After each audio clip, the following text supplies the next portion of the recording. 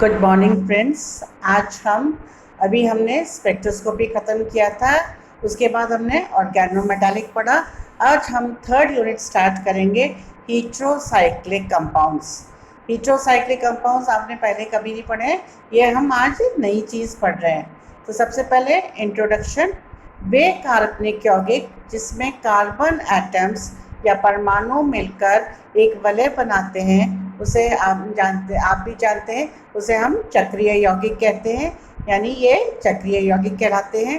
तथा चक्रीय यौगिक के सभी सदस्य यदि कार्बन परमाणु हैं तो उन्हें हम होमोसाइक्लिक या समचक्रीय यौगिक कहते हैं।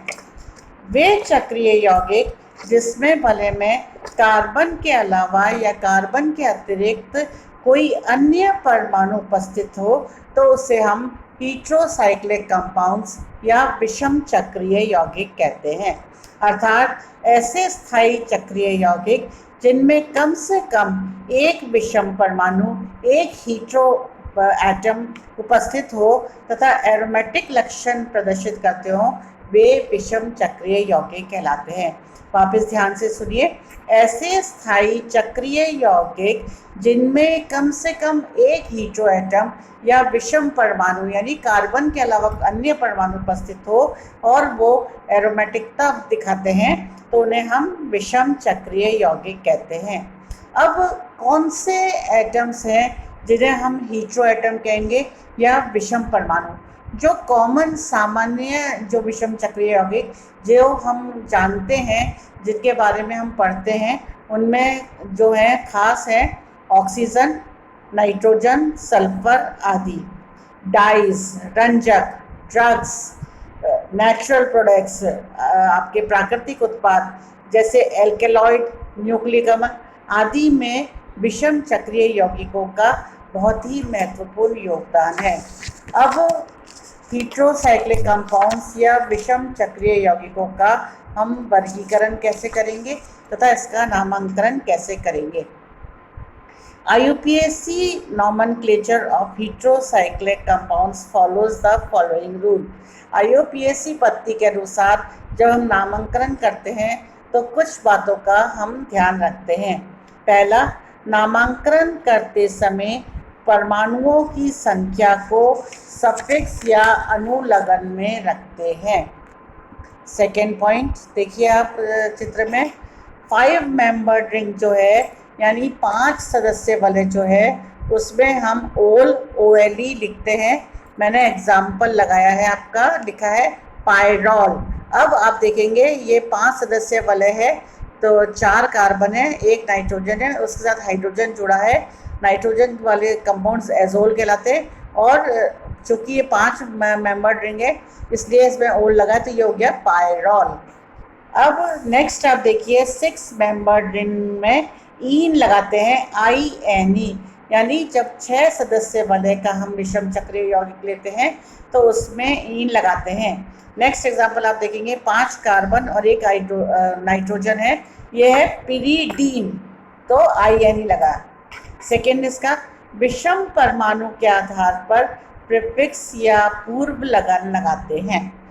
विषम परमाणु कौन सा है उसके अनुसार हमें पूर्व लगन लगाते हैं। जैसे ऑक्सीजन है तो हम लगाएंगे ऑक्सा, सल्फर है तो हम लगाएंगे थाया और अगर नाइट्रोजन है तो हम लगाएंगे एजा। अब आप इसमें मैंने सारणी बनाई है, इसमें आप देखिए रिंग साइज जो है वो 5 है। अगर 5 रिंग साइज में हीट्रो एटम जो है हमारा विषम परमाणु ऑक्सीजन है तो प्रीफिक्स में हम लगाएंगे ऑक्सा और सफिक्स में लगेगा OLE, ओल, जो कि मैंने आपको पहले बताया। अब इसका कॉमन एग्जाम्पल जो है वो है फ्यूरेन या ऑक्सोल। इसी प्रकार 5 मेंबर्ड रिंग में अगर हीट्रो एटम हमारा विषम परमाणु सल्फर है तो प्रीफिक्स में हम लगाएंगे पूर्व लगन में थाया और सफिक्स में वही 5 मेंबर रिंग है इसलिए ओल, तो ये हो गया आपका थायोल। अब 5 में एक और आप देखो 5 वाले में नाइट्रोजन अगर है तो नाइट्रोजन के लिए हम लगाएंगे ऐसा, प्रीफिक्स में लगेगा पूर्व लगन में, और ओल तो ये हो गया आपका पायरॉल या एजोल, वैसे इसका नाम है और पायरॉल में इसको कॉमनली बोलते हैं। 6 मेंबर्ड रिंग में आप देखिए सारणी में जो हमने बनाई है सीरीज, उसमें नाइट्रोजन हीट्रो एटम है, नाइट्रोजन है, इसका मतलब इसका पूर्व लगन में लग गया ऐसा, और 6 मेंबर्ड रिंग है इसलिए आईएनई इन, तो ये एजीन और कॉमन नेम इसका है पिरिडीन। विषम चक्र, नेक्स्ट पॉइंट देखिए, विषम चक्रीय यौगिकों में विषम परमाणु की नंबरिंग इस प्रकार करते हैं कि हीट्रो एटम को न्यूनतम संख्या मिले। अब जब हम संरचना में 1 2 3 4 संख्या लिखते हैं तो हमारी कोशिश रहती है कि जो हमारा विषम परमाणु हो उसको सबसे कम संख्या दी जाए। अब आप वापिस से देखिए, पायरॉल, पायरॉल में 5 मेंबर्ड रिंग है, NH ग्रुप लगा हुआ है, तो नाइट्रोजन को हमने पहली संख्या दी है। ऐसे ही फ्यूरान, फ्यूरान में ऑक्सीजन है तो ऑक्सीजन को पहली संख्या दी है। थायोफीन में 5 मेंबर्ड रिंग है, सल्फर है, हमने सल्फर को पहला नंबर दिया है। ऐसे ही पिरिडीन आपकी 6 सदस्य वाले हैं पर नाइट्रोजन को हम पहली संख्या देंगे। यदि एक से अधिक समान हीट्रो एटम हो तो उसे हम डाई ट्राई से रिप्रेजेंट करते हैं। आप देखिए कि अगर हमारे यहाँ कोई विषम चक्रीय यौगिक है और समान हमारा कोई विषम परमाणु जुड़ा हो तो उसको हम डाई या 3 जुड़ने पर ट्राई कहेंगे। एग्जाम्पल मैंने लिया है पायरेसॉल, पायरेसॉल आपकी 5 मेंबर्ड रिंग है, पायरॉल है, साथ में एक आप देखिए 2 नंबर संख्या पे एक नाइट्रोजन और जुड़ा है, या इसे कहेंगे 1 2 डायएज़ोल, डाई लग गया इसमें। पायरेडेजीन ये पिरिडीन है और इसमें साथ में एक नाइट्रोजन और है, तो 1 2 डायएजीन। तो इस प्रकार हम डाई या ट्राई लगाएंगे। नेक्स्ट देखिए आप, यदि हीट्रोसाइक्लिक कंपाउंड में एक से अधिक हीट्रो एटम हो तो प्रायोरिटी निम्न प्रकार होती है।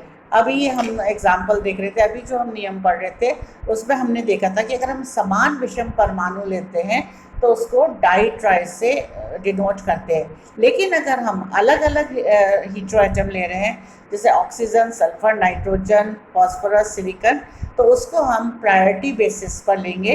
तो ऑक्सीजन की फर्स्ट प्रायोरिटी होगी, फिर सल्फर की, डिक्रीजिंग ऑर्डर बता रही हूँ, फिर नाइट्रोजन की, फॉस्फोरस की, सिलिकॉन की।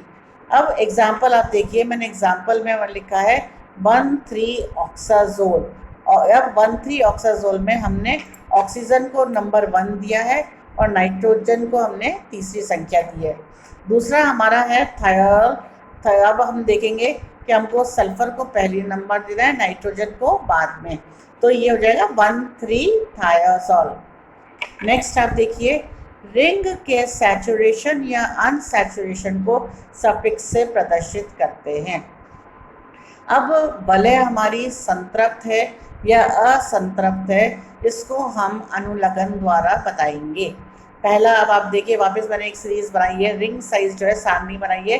रिंग साइज यानी 5 कार्बन के हम जब ले रहे हैं, नाइट्रोजन एटम प्रेजेंट, तो सैचुरेटेड कंपाउंड होगा तो हम लेंगे ओलिडीन, और अगर अनसैचुरेटेड असंतृप्त है तो ओल। अदर देन हीट्रो एटम यानी कि other hetero atom then nitrogen, अगर नाइट्रोजन के अलावा कोई दूसरा विषम परमाणु जुड़ा है तो सैचुरेटेड को हम बोलेंगे ओलैन, OLANE, और अनसैचुरेटेड तो आपका ओल ही रहेगा। अगर 6 सदस्य वाले हैं, नाइट्रोजन उपस्थित है, तो इनिडीन हम संतृप्त वाले यौगिक को कहेंगे और अनसंतृप्त को INE, इन। Other hetero atom then nitrogen, अगर नाइट्रोजन के अलावा कोई दूसरा विषम परमाणु है तो संतृप्त यौगिक को हम कहेंगे एन, ANE, और अनसैचुरेटेड को INE। और लास्ट इसका पॉइंट है जो हम एक देख रहे हैं वर्गीकरण नामांकन में, यदि किसी वलय में डबल बॉन्ड के स्थान पर हाइड्रोजन एटम लगा हो तो उन स्थितियों को लिखकर एक द्विबंध के संतृप्त होने पर डायहाइड्रो, 2 के होने पर टेट्राहाइड्रो व संपूर्ण संतृप्त होने पर परहाइड्रो प्रीफिक्स लगाते हैं। अब आप ध्यान से देखिए, आपका फ्यूरैन है, फ्यूरैन में अगर हमने एक को हमने संतृप्त बता दिया तो ये हो जाएगा हमारा 2,5 डायहाइड्रोफ्यूरैन, और अगर पूरा ही हमने डबल बॉन्ड हटा के संतृप्त बना दिया तो ये हो जाएगा टेट्राहाइड्रोफ्लोरेन। तो ये हमने आज आपका नॉमेनक्लेचर किया है और इसका वर्गीकरण करा है कौन कौन से विषम चक्रीय यौगिक है। थैंक यू, धन्यवाद।